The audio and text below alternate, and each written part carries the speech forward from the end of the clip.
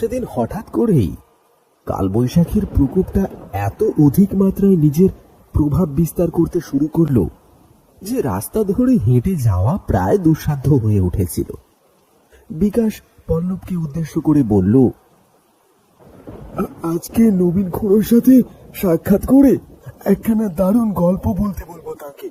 আগের দিন ঠিকভাবে কথা বলার সুযোগ ঘটেনি, কিন্তু আজকে আর কোনো মতেই ছেড়ে কথা বলবো না। কি বলিস? হ্যাঁ, সে আবার বলতে, আমিও তাই ঠিক করেছি। আমিও আজকে এত ঝুঁকি মাথায় নিয়ে যাচ্ছি কি আর শুধু শুধু গল্প শুনবো বলেই তো। কিন্তু শুনেছিলাম উনি নাকি অসুস্থ। আগের দিন রতনদা বলছিল। আসলে বয়সও তো হয়েছে, কখন কি হয়ে যায় কেউ তো বলতে পারে না। একটা কথা সব সময় ভাবি জানিস, লোকটা চোখের সামনে এত ভূত দেখেছে, এত বিপদ এসে লোকটার হৃদয়কে বিদ্ধ করেছে, তবু দেখ লোকটার জীবনের কোনো মায়া নেই, কোনো পিছুটান নেই। লোকটা দিব্যি নিজের মতন থাকে। গল্পগুলো এমন ভাবে বলে যেন সেগুলো তার জীবনে ঘটেনি, অন্য কারুর জীবনে ঘটেছে। কি সাবলীল ভাবে বলে যান, অথচ প্রতিটি অক্ষরের মধ্যে এতটাই ভয় আর আতঙ্ক লুকিয়ে থাকে যে গায়ে কাঁটা দিয়ে ওঠে। শুনতে ভয় লাগে, অথচ দেখ ওই লোকটার বলতে একটুও ভয় নেই, গাত্রদাহও নেই কোনো।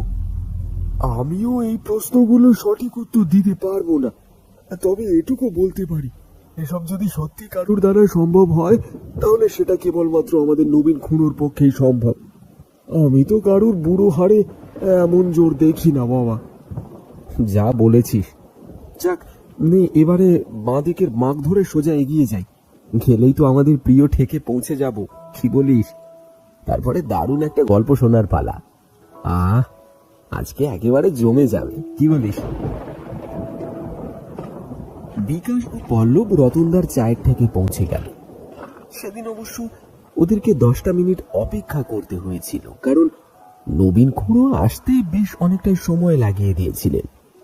তার শরীরটা সত্যি জ্বরে একেবারে ভেঙে পড়েছিল, কিন্তু এই শারীরিক অবস্থাতেও তার ভক্তদের মুখের দিকে তাকিয়ে তিনি দূরে সরে থাকতে পারলেন না।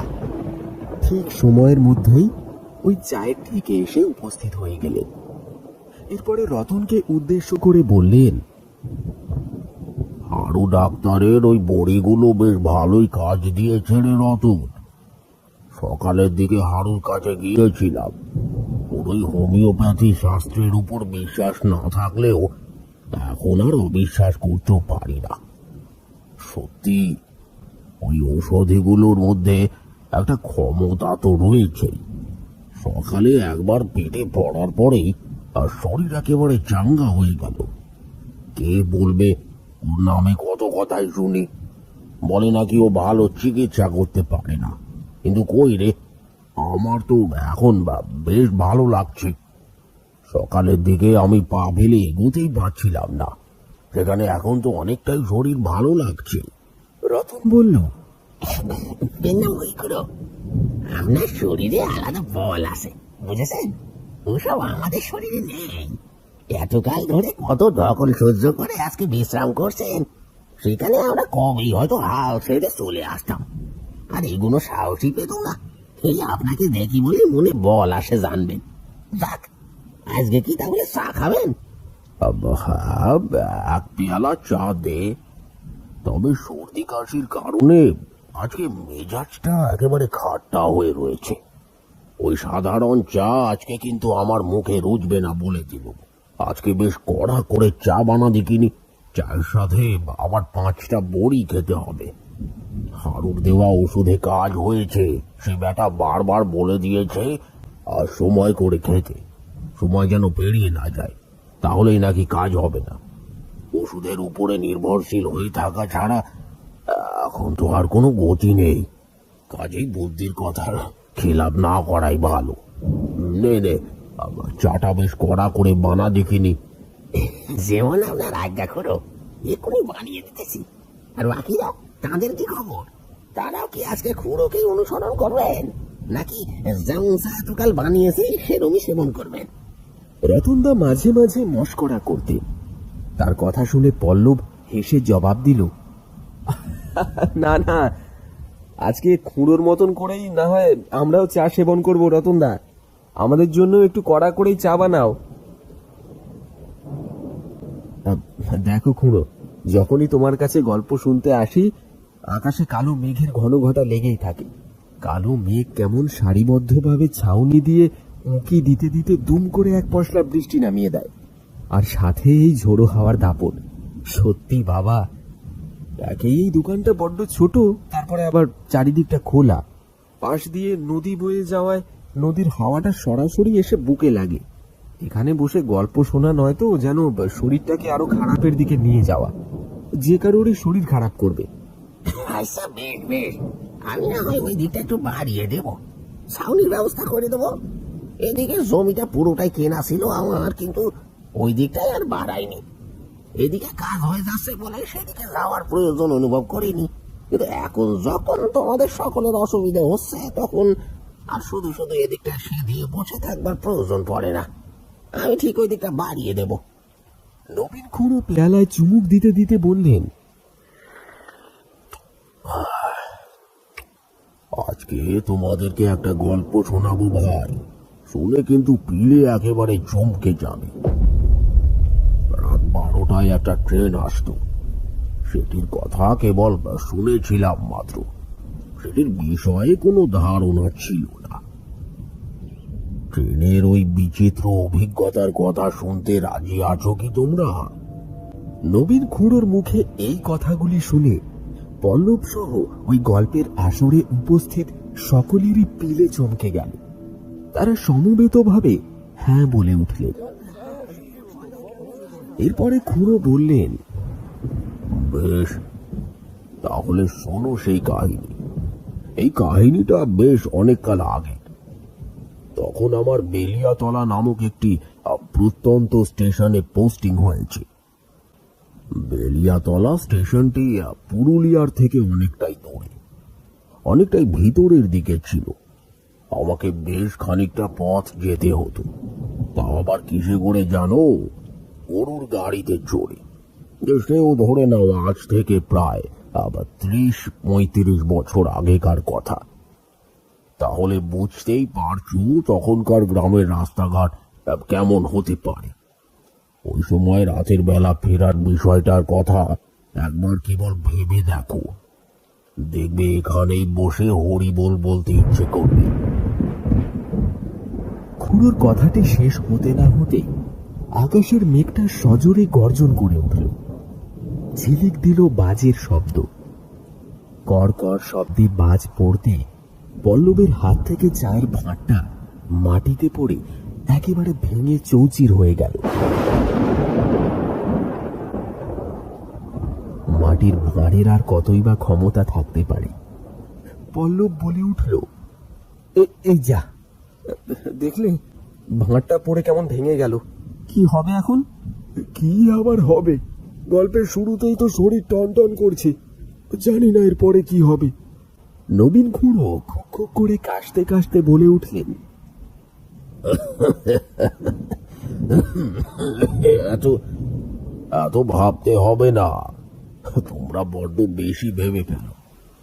আসলে কিছুটা আমারই মতো, আমিও প্রয়োজনের থেকে বেশি ভাবতাম বলেই ওই সকল শক্তি আমাকে আকর্ষণ করত।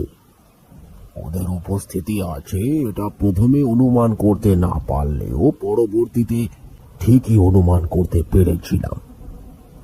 আর সত্যি ওদের অস্তিত্ব রয়েছে।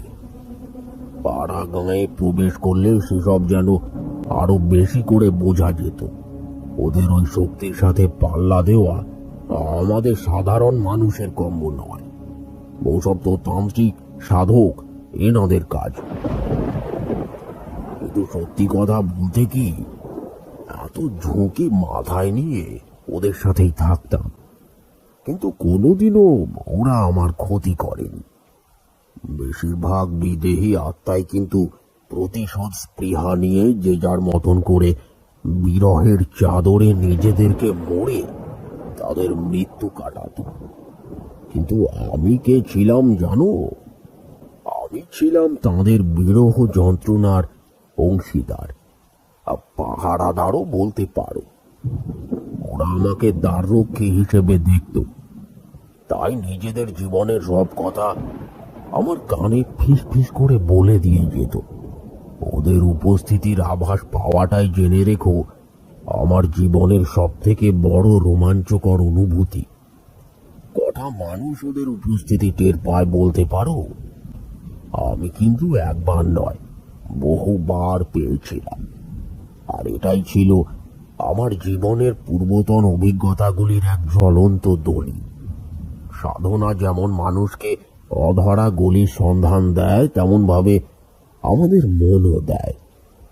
আমরা সারণী বেয়ে এমন সব দিকে নিজের মনকে নিয়ে যেতে পারি যেখানে হয়তো এমন কিছু নজরে পড়ে যার যার সাথে আমাদের কোনো পরিচয় ছিল না। এটাই হলো সব থেকে বড় বাস্তব। আমার তো বেশ ভালো লাগতো। সহজবোধ্য জীবনের মধ্যেও কত শত কঠিনতার আভাস পেতাম, কিন্তু সবই ওই মৃতদের সাথে। তাদের অভিজ্ঞতা তারা আমার সাথে ভাগ করে নিত। এই আমি বোধহয় প্রথম জীবিত ব্যক্তি যার কাছ থেকে তোমরা ওই সকল বাস্তব অভিজ্ঞতার কথা শুনতে পারছো। না হলে আমি তো কেবলই মৃতদের ভিড়ে ঘুরে বেরিয়েছি, জীবনের হদিশ কোথায় পেয়েছি। খুড়োর কথাগুলো মনোযোগ সহকারে শোনা ছাড়া ওখানে উপস্থিত কারোর কাছেই আর কোনো উপায় অবশিষ্ট ছিল না। প্রতিটি কথার মধ্যে লুকিয়ে থাকা লাবণ্যময়ী অক্ষরগুলির গর্ভে অতীত ইতিহাস যেভাবে উঁকি দেওয়ার ক্ষমতা রাখত, সেটি বাস্তবের মাটিতে আর কোথায় পাওয়া যায়? এত সহজে কি আর এমন শব্দের মাধুর্য সহজে খুঁজে পাওয়া যেত? যেত না, সত্যি যেত না। পল্লব পুনরায় তাঁকে জিজ্ঞাসা করল, এরপরে কি ঘটেছিল খুড়ো, সেটা বলবে তো? খুড়ো আবারও খুব খুব করে কেসে উঠলেন। তারপর চায়ের পেয়ালার মধ্যে হোমিওপ্যাথি বড়িগুলো ফেলে ভালো করে পেয়ালাটা গুলিয়ে ঢক করে গলায় ঢেলে এক নিঃশ্বাসে সেটি গিলে ফেললেন। আহা, কি শান্তি! যাক, ওর কথার মান রেখেছি। সময়ের মধ্যেই বড়িগুলো সেবন করেছি। নাও, এবারে তোমরা শোনো। আমি ওই স্টেশনে পা রাখার পরেই শুনেছিলাম যে ওই স্টেশনটি বহু দূরে। জানি না কেন সেই সময় প্রতিটি জায়গারই একটি আজব অতীত আমাকে অজান্তেই তাড়া করে বেড়াতো। আবার এটাও হতে পারে যে আমি সেই সকল অতীতের পিছনে ঘূর্ণির মতো ধাবিত হয়ে বেড়াতাম। সামনে অতীত থাকতো আর তার পিছু পিছু আমি। আবার সেই অতীতকে পাকড়াও করতে গিয়ে দেখতাম সেটি অকারণেই আমার পিছনে পড়ে গিয়েছে। এই তো ছিল আমার জীবন, কিন্তু এটিকে সঙ্গে নিয়েই আমাকে দৌড়ে যেতে হয়েছিল এক টানা 40 বছর। আগে আগে চাকরি পেয়েও শান্তি পাইনি। 40 বছর ধরে কেবল নানান স্টেশনে ঘুরে অভিজ্ঞতা অর্জন করে গিয়েছি, একটির পরে আরেকটি, আরেকটির পর আরো একটি।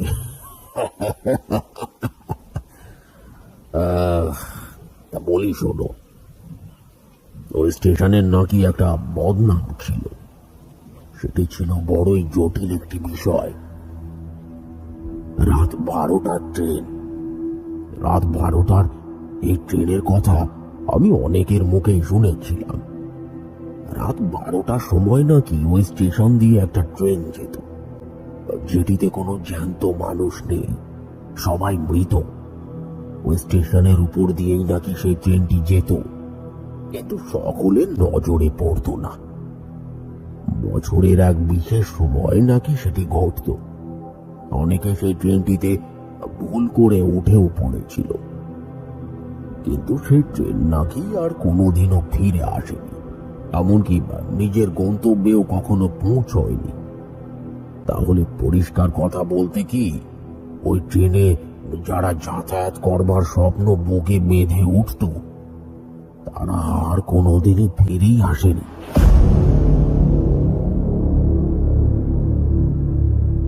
ট্রেনটা গায়েব হয়ে যেত, কিন্তু গন্তব্যের শুরুটা ছিল ওই বেলিয়াতলা স্টেশন। তো স্টেশন থেকেই সেটি ছাড়তো। ট্রেনটি এসে দাঁড়িয়ে থাকতো। এটির পিছনেও নাকি একটি ঘটনা রয়েছে। একদিন নাকি ট্রেনটি কিছু রাস্তা যাওয়ার পরেই একটা পাহাড়ি টানেলের মধ্যে ঢুকে পড়ে। সেই টানেল থেকে আর কোনোদিনও ট্রেনটিকে বেরোতে দেখা যায়নি। আমি এসব কথা একেবারেই বিশ্বাস করতাম না। ওই গ্রামের স্থানীয় অধিবাসীরা এটাই বলতেন যে ওই টানেলটি নাকি অভিশপ্ত। এবারে যদি তোমরা জিজ্ঞেস করো কেন অভিশপ্ত, তাহলে বলবো যে ওখানে নাকি তান্ত্রিকদের ডেরা ছিল। গ্রামে গঞ্জে তো এরকম ধরনের ঘটনা বা প্রায় ঘটতে দেখতে পাওয়া যায়। তান্ত্রিকরা নিজেদের কার্যসিদ্ধির জন্য ওই গ্রামটিকে নিজেদের আস্তানা বানিয়ে রেখেছিল। আর ওই টানেলটি পরে সরকারি তরফে তৈরি করা হলেও সেখানে নাকি আগে একটি শ্মশান ছিল। সেইখানে বসেই এই সকল বাবারা নিজেদের সিদ্ধির কাজ সম্পাদন করতে। এরা নাকি সুদূর হিমালয় থেকে এখানে আসতেন, আর এখানে এসে বেলিয়াতলার ওই পবিত্র শ্মশান ভূমিতে নিজেদের কাজ করতেন। কাজ করবার মধ্যে দিয়ে তারা নিজেদের সিদ্ধি বাড়িয়ে এরপরে দুম করে গায়েব হয়ে যেতেন। সরকারি তরফে যখন কাজ শুরু হয়েছিল তখন নাকি এক কর্মচারীকে এক তান্ত্রিক সাবধান করে বলেছিলেন, এইখানে লাইনে কাজ করবি না তোরা, বললে কিন্তু এখানে মানুষের প্রাণ যাবে। এখানে এমন এক ঊর্জা রয়েছে যেটিকে তোরা কোনোদিনও বুঝে উঠতে পারবি না। এই স্থান শক্তির দ্বারা আচ্ছন্ন। এখানে যদি তোরা এই শক্তিকে গর্ব করার চেষ্টা করিস, তাহলে পরবর্তীতে এই শক্তি প্রত্যেকের প্রাণ হরণ করবে। কেউ বাঁচতে পারবি না, কেউ না।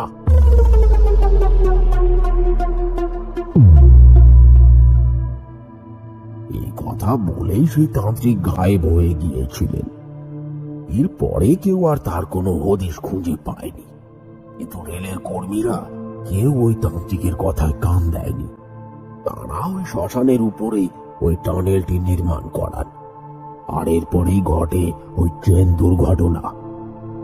প্যাসেঞ্জার ভর্তি ওই ট্রেনটা টানেলের মধ্যে গিয়ে কোথায় গায়েব হয়ে গিয়েছিল, আর সেটির অস্তিত্ব খুঁজে পাওয়া যায়নি।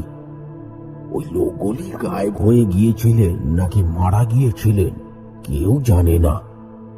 ওই দুর্ঘটনার দিনটিতে ট্রেনটিকে স্টেশনে একইভাবে দেখতে পাওয়া যেত, আর প্যাসেঞ্জারদেরকেও সেই ট্রেনে উঠতে দেখা যেত। সবটাই যদিও শোনা কথা, মানে বুঝতে পারছো তো বিষয়টা কেমন দাঁড়াতো। মৃতেরাও আবার মরতো, বারে বারে মরতো। অনেকটা একই ঘটনা বারে বারে পুনরাবৃত্ত হওয়ার মতো। এই পুনরাবৃত্তির বিষয়টি শুধুমাত্র এই কারণেই ঘটে যখন বিদেহী আত্মারা মুক্তি পায় না। একই মৃত্যু চক্রের মধ্যে যখন তাদেরকে ঘুরে যেতে হয়, এটিও ছিল সেই রকমই একটি বিষয়। এর থেকে মুক্তির কারণ নির্ধারণের অভিজ্ঞতা ওখানে উপস্থিত কেউই আয়ত্ত করতে পারেনি। এটাই ছিল সব থেকে বড় সমস্যা। আমি অবশ্যই এসবের থেকে একেবারেই দূরে অবস্থান করতাম। এই কারণেই বোধহয় আমারও অভিজ্ঞতাটা বাস্তবের মাটিতে দাঁড়িয়ে ঘটেছিল বলতে পারো।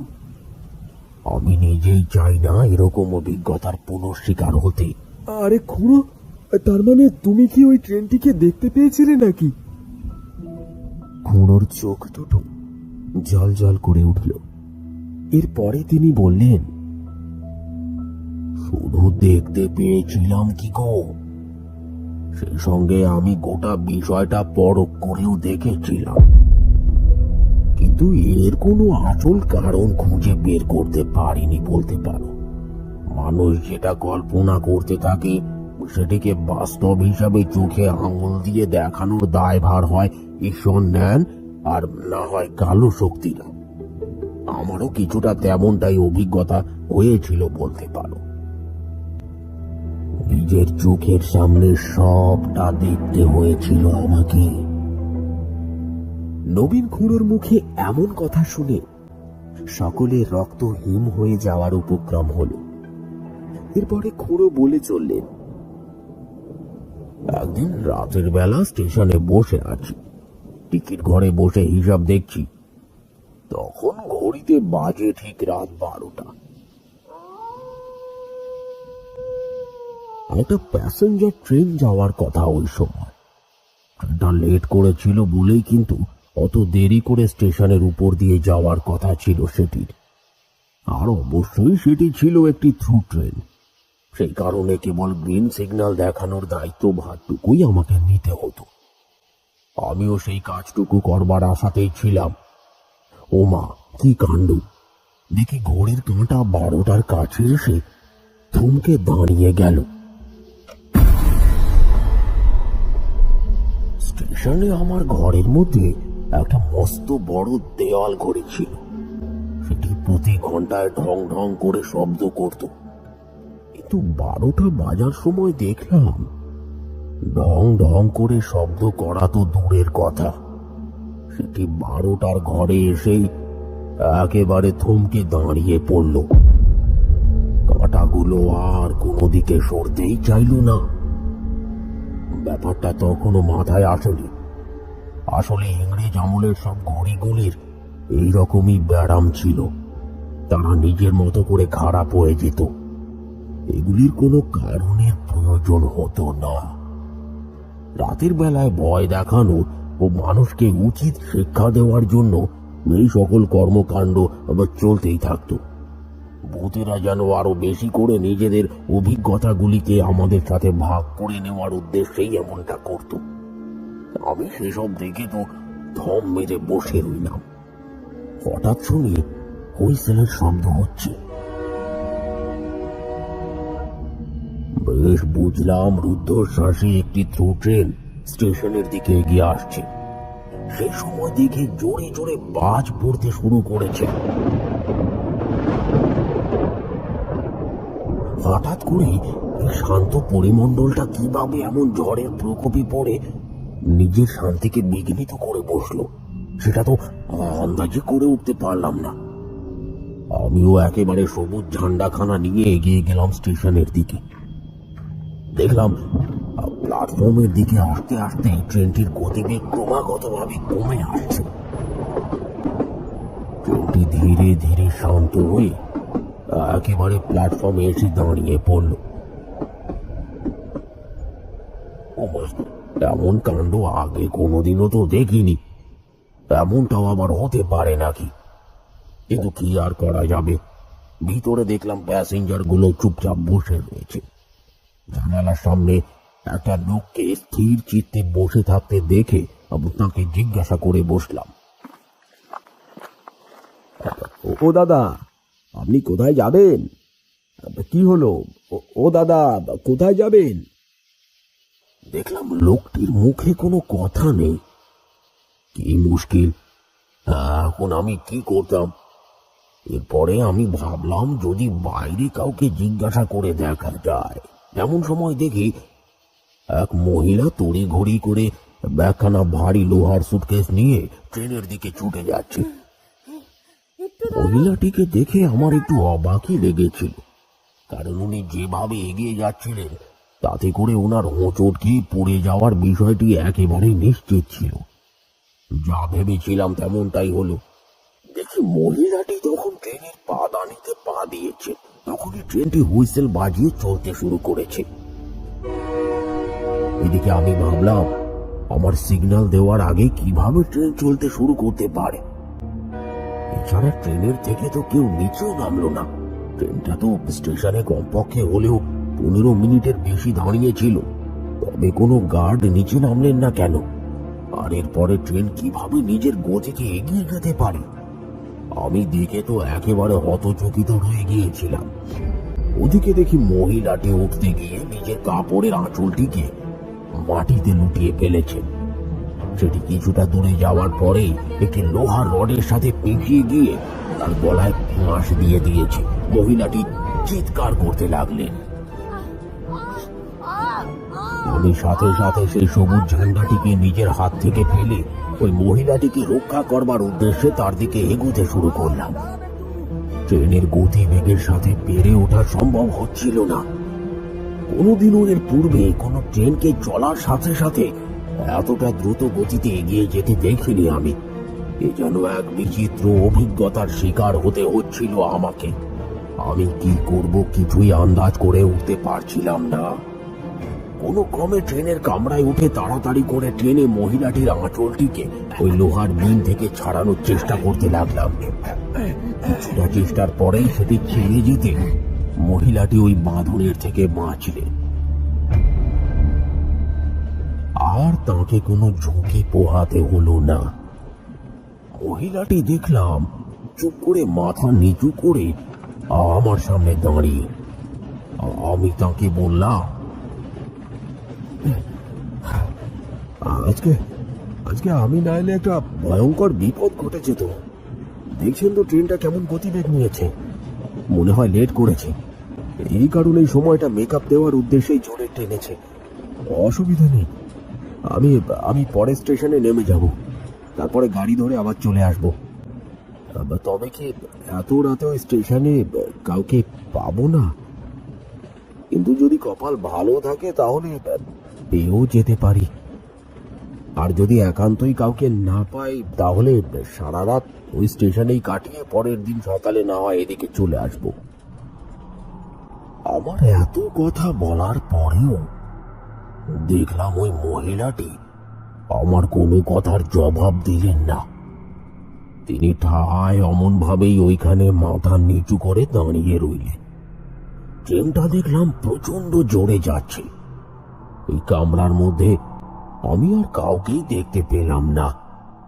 কামরার আলোগুলো হঠাৎ করেই জ্বলতে আর নিভতে শুরু করলো। সেটির মাঝেই বেশ কয়েকটি চেহারা নজরে পড়তে শুরু করলো। দেখলাম তারা সকলেই মুখ ঢেকে বসে রয়েছেন। এমনটাও আবার সম্ভব নাকি? এই ঝড় বৃষ্টির সময় তো আর ঠান্ডা লাগবার কোনো ব্যাপার নেই, তাহলে এরা এমন মুখ ঢেকে সকলে বসে রয়েছেন কেন? সেটি আন্দাজ করতে পেরে আমি সেদিকে এগিয়ে গেলাম। এরপর একজনকে প্রশ্ন করতে যাব। ও দাদা, আপনি কোথায় যাবেন? প্রশ্নটা শেষ হওয়ার আগেই দেখলাম লোকটি সিটের উপরে নুয়ে পড়লে। কি সর্বনাশ! লোকটি এইভাবে নুয়ে পড়লেন কেন? আমি তার মুখ থেকে চাদরটা সরিয়ে দেখতে যাব, এমন সময় দেখতে পেলাম সেখানে কোনো মানুষ নেই। কেবল পড়ে রয়েছে একটি কঙ্কালের দেহ। তার মানে চাদরে মোড়ানো একটা কঙ্কালকে আমি এতক্ষণ ধরে আমার চোখের সামনে দেখছিলাম। সেটাও কি সম্ভব? আমি তাড়াতাড়ি করে সরে গেলাম সেখান থেকে। এরপরে দেখলাম ট্রেনের ভিতরের আলোগুলো আরো জোরে জ্বলতে আর নিভতে শুরু করেছে। আর সেই সঙ্গে বাকি সিটগুলোতে বসে থাকা ওই মৃতদের শাড়ি ক্রমে অট্টহাসি ফেটে পড়ল। তাদের প্রত্যেকের চেহারার উপর থেকে মুখোশ সরে যেতে লাগলো আর বেরিয়ে পড়তে লাগলো একটি করে নরকঙ্কাল। সেটি দেখা মাত্রই আমি চমকে উঠলাম। তারা সারিবদ্ধভাবে আমার দিকে এগিয়ে আসতে শুরু করলো। সিট ছিঁড়ে উঠে দাঁড়িয়ে তারা আমাকে কেন্দ্র করে এগিয়ে আসছে। আর ঠিক সেই সময় প্রচন্ড জোরে পুনরায় গর্জন করে উঠল বাজ। আর সেই বাজের ঝলকে পরিষ্কার দেখতে পেলাম সেই মহিলাটিকে, যাকে রক্ষা করবার জন্য আমি এত চেষ্টা করছিলাম। তার মানে বুঝলাম তিনিও মৃত। এটাও বুঝলাম এই তাহলে সেই ট্রেন যেটি বহুকাল পূর্বে নিজের গতিবিধি পরিবর্তন করে সকলকে নিয়ে এই টানেলের মধ্যে কোথাও গায়েব হয়ে গিয়েছিল। মৃতদের মধ্যে থেকে একটি লোক আমাকে উদ্দেশ্য করে বলল, কেউ বাঁচেনি, আর কেউ কোনোদিনও বাঁচবে না। সকলকেই শেষ হয়ে যেতে হবে, এটাই ভবিতব্য, এটাই হবে, এটাই হবে। আর তোকেও আজকে আমাদের সাথেই দিলে ফেলবে ওই টানে। প্রতি বছর এই দিনেই আমরা বারবার মরি, কিন্তু আমাদের কোনো মুক্তি হয় না। এই মৃত্যুর কোনো মুক্তি নেই, কারণ ওই স্থান অভিশপ্ত। তাই ওই স্থানে গেলে আর কেউ ফিরে আসতে পারে না, কেউ না।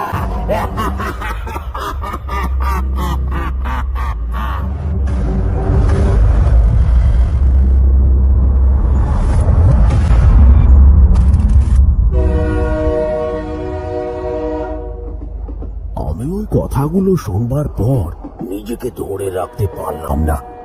কি করব কিছুই বুঝে উঠতে পারলাম না। এমনটাও কি সম্ভব?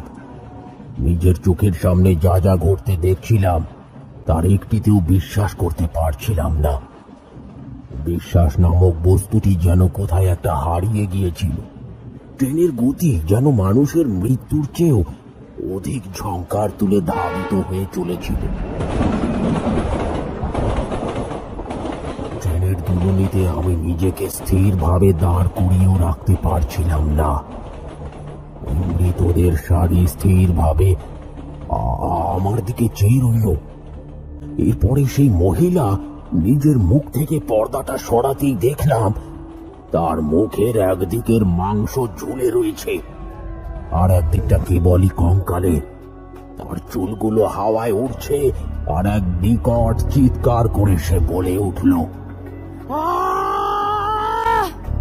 শান্তি, এবারে আসছে ওই মৃত্যু পথ। ওখানে যেতে আর কিছু সময়েরই অপেক্ষা, তারপরে সব কিছু শেষ হয়ে যাবে। আমাদের দলে আরো একজনকে পাবো আমরা, আর আমাদের কোনো আক্ষেপ নেই, আর আমাদের কোনো অভিশাপের ভয়ও নেই। একটি করে নতুন প্রাণ আমাদের দলে মিশলে তবেই তো আমরা একে একে মুক্তি লাভ করতে সক্ষম হব। এবারে তোর পালা, তুই তোর প্রাণের বিনিময়ে আমাদের মধ্যে থেকে কাউকে না কাউকে মুক্তির নিঃশ্বাস ফেলার অধিকার দিবি। এটাই তো ছিল সেই অভিশাপের কারণ। এইভাবেই তো সেই তান্ত্রিকের অভিশাপ এত কাল ধরে ফলে এসেছে। আর তোকে এই দলের মধ্যে মৃতদের সাথেই থেকে যেতে হবে, কারণ তখন তো আর তোর শরীরে প্রাণ থাকবে না। তুইও যে ওদের দলেরই সাথে যুক্ত হয়ে যাবি। আমাকে বাঁচতে হবে, আমাকে যেতে হবে। কিভাবে থামবে এই ট্রেন? এই ট্রেনকে আমি কিছুতেই ওই টানেলের দিকে যেতে দিতে পারি না। বারে বারে একই বিভীষিকাময় মৃত্যু এভাবে সকলকে গ্রাস করতে পারে না, পারে না, পারে না। পারে, বারবার করে পারে। এটাই যে এখানকার নিয়ম। এর থেকে রক্ষা পাওয়ার কোনো উপায় নেই। এবারে তোকেও আমাদের মতন করে মৃত্যুকে আলিঙ্গন করতে হবে। প্রস্তুত হয়ে যা। ট্রেনের চাকাগুলির সাথে লাইন ঘর্ষণ করতে শুরু করলো। বুঝতে পারলাম সজোরে ট্রেনটি বেঁকে যাচ্ছে একটি গুহার মধ্যে, সেই টানেলে, সেই বিভীষিকাময় টানেল। এখান থেকে বেরোনোর যে আর কোনো উপায় নেই। কিন্তু কিভাবে সম্ভব? আমি কি স্বপ্ন দেখছি, নাকি এটাই বাস্তব? আমি কি আদৌ পেও এটির সাথেই রয়েছি, নাকি এ কেবল আমার ভ্রম? আমি কোনো কিছুই অনুভব করতে পারছিলাম না। আর ঠিক তখনই আমার চোখের সামনে থেকে আলোর শিখাগুলি সরে গেল। ট্রেনটি ঢুকে গেল ওই টানেলের মধ্যে। আর তারপরেই দেখলাম ট্রেনের ভেতরে নানান রকমের ধ্বনি। বিকট সমস্ত ধ্বনির চাদরে ঢাকা পড়ে গিয়েছিল সেই ট্রেনটি। পৈশাচিক ওই সকল ধ্বনির শিকার হচ্ছিলাম আমি। সেগুলি অন্ধকারের বুক চিরে আমার দিকে এগিয়ে আসতে থাকলো একে একে। ধোয়ার মতন কিছু আবরণ যেন সজোরে এসে ধাক্কা দিতে থাকলো আমার হৃৎপিণ্ডকে। আমার শ্বাস বন্ধ হয়ে আসতে শুরু করলো। উঠে দাঁড়ানোর শক্তিটুকু সঞ্চয় করতে পারলাম না আমি। আমি কিছু একটা ধরে যে সোজা হয়ে দাঁড়াবো, সেটিও সম্ভব হলো না। আমি সাহস করে এগোতেও পারলাম না। ওইখানেই ঠায় দাঁড়িয়ে থাকলাম।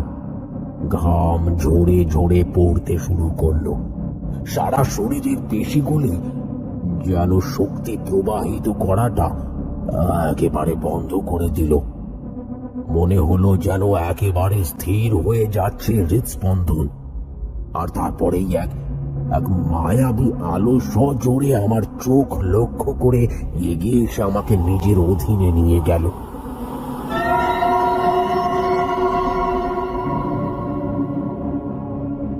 আর কিছু মনে নেই আমার।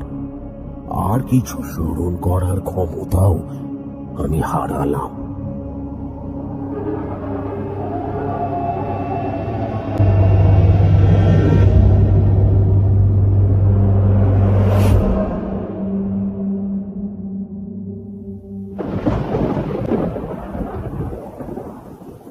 পল্লব আর বিকাশ সহ সকলেই স্থির হয়ে শুনছিল খুড়োর বলা সেই কাহিনী। এরপরে নীরবতা ভেদ করে রতন বুকে সাহস সঞ্চয় করে বলে উঠল, এরপরে এরপরে কি হলো খুড়ো? নবীন খুড়ো বললেন, যখন চোখ খুললাম দেখে স্টেশনে বসে রয়েছে, তবে এক অজানা স্টেশনে। সেটি বেলিয়াতলা স্টেশনের থেকে অনেকটাই দূরে অবস্থিত ছিল। লোকগুলি দেখলাম আমার মুখের দিকে হাঁ করে তাকিয়ে রয়েছে। এরপর তাদের মধ্যে থেকে স্টেশন মাস্টারটি এগিয়ে এসে বললেন, আপনাকে জঙ্গলের ধারে লাইনের পাশে পড়ে থাকতে দেখলাম। ওইখানে যাওয়ার কথাই নয়, কোনো ট্রেন তো ওই পথে যায় না। ওই লাইন তো কবে বন্ধ হয়ে গিয়েছে।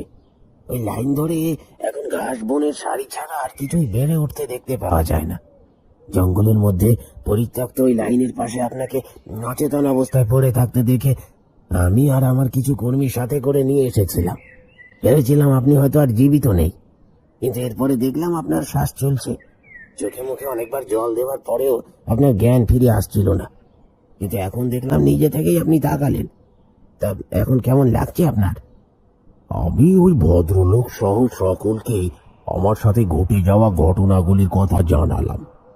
এরপরে তারা এমনটা শুনে তো সত্যি যে ওই অবশ্যম্ভাবী কল্পনা এখনো বাস্তবের মাটিতে আছড়ে পড়তে পারে, আর সেটি এতটা ভয়ানক ভাবে, তা আমার বলা বয়ান না শুনলে ওখানে উপস্থিত কেউই বিশ্বাস করতে পারতেন না।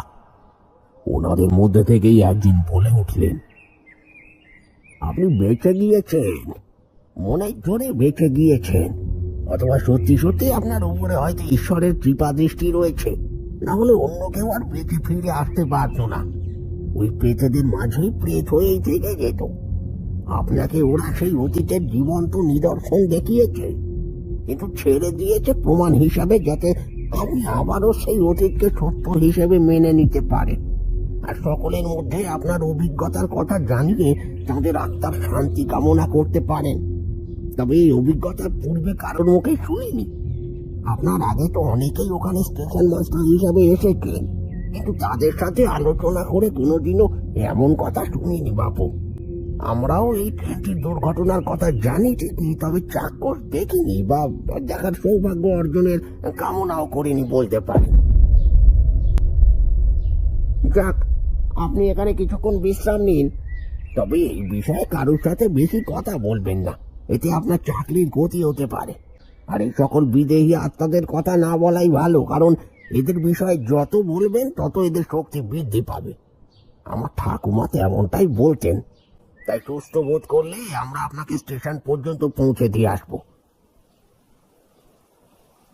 এরপরে আমি কি বা বলতাম।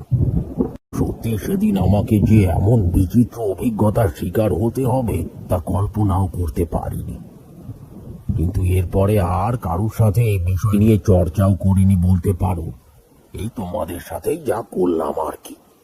তাই এরপরে আরো 3 মাস বেলিয়াতলাতেই ছিলাম, পরে গ্রামে ফিরে এসেছিলাম। যাকে আজকের আসর তবে এইটুকুই, বুঝলে। এর পরের দিন আবারও একটা নতুন কাহিনী তোমাদেরকে শোনাবো।